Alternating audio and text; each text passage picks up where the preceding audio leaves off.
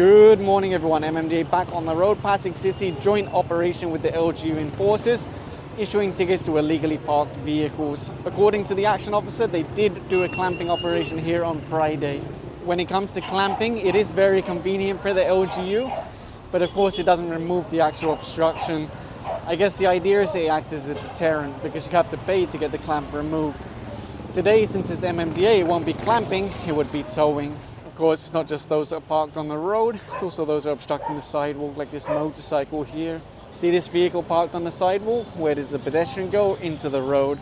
That ride is being flagged down now. In fact, both of them for the simple violation of driving in slippers. And there you go, since the drivers haven't come out, the tow trucks are already getting into place. They do give an unofficial 5-minute courtesy before picking up the cars.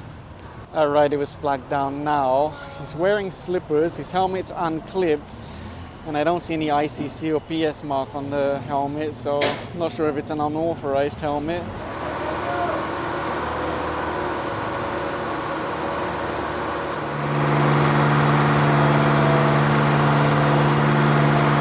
The good news is that the residents that did come out handed over their license without an argument. And it looks like there's one more car that's gone up over here.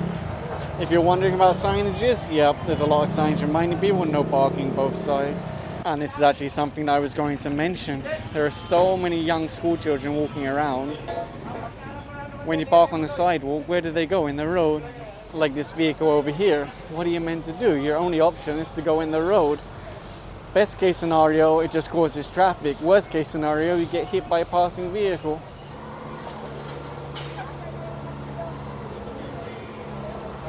This lady was flagged down now for driving in slippers. Actually, I feel kind of bad for her because some violators are being assisted by a nearby property. They're warning them to come inside and stay in their garage instead of passing the team and being apprehended. They might think they're helping those riders, but actually they're not. For example, one of the riders is carrying a small child, no helmet. You're going to protect him from a ticket, but then what's going to happen to the child? Tomorrow he'll ride the same way because he was never caught. And if that child gets hurt, you're partially responsible because you harbored him. You assisted him in avoiding being apprehended, avoiding him from being penalized, which could have deterred him from doing it again and again and again.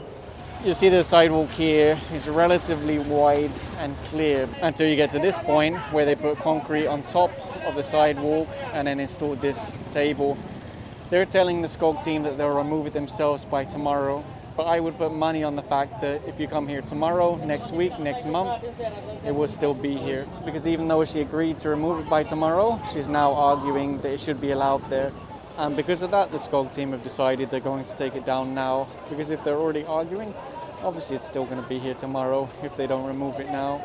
I just can't imagine how someone can look at a public sidewalk and then think, I'm going to put my cement on top of that. I'm going to build a structure on top of that. And I'm amazed that no one noticed them doing it and said, hey, that's a sidewalk. Anyway, it's being taken down now.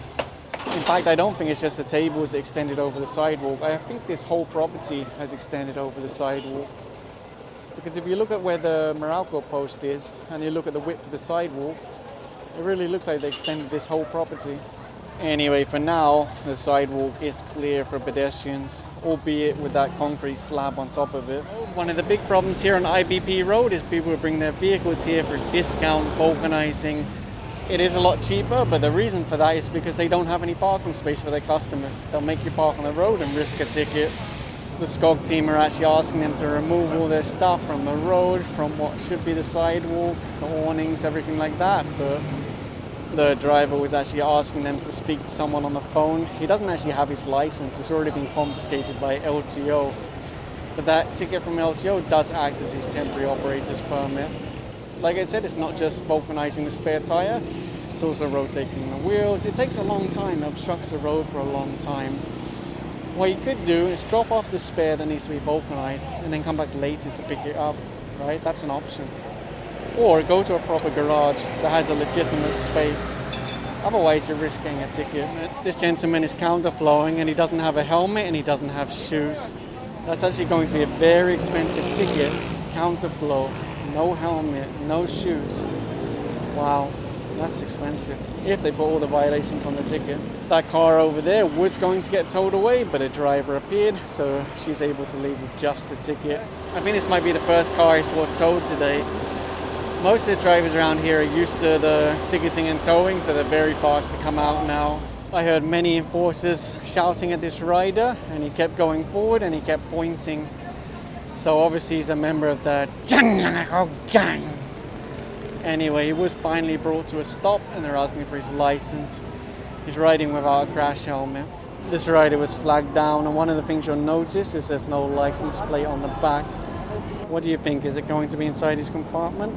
The plate? Let's see. Yep, there it is. Anyway, across the street, the enforcer already wrote out a ticket to this one, and the towing crew is getting ready to pick it up. That lady has flowers, but no helmet. Same thing with the driver. They've been apprehended for riding without helmets.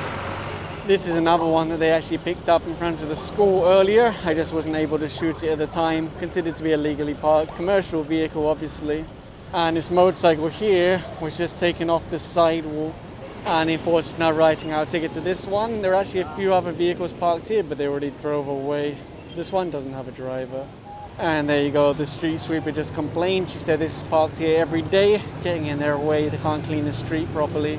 That's the thing with the street sweepers, they take a lot of pride in their work. And if you prevent them from doing their job properly, they do get upset. She was saying to the team, come here every day and tow them all away. Anyway, this one will be gone in a few moments. Towing crew's just making their video, then up on the truck it goes.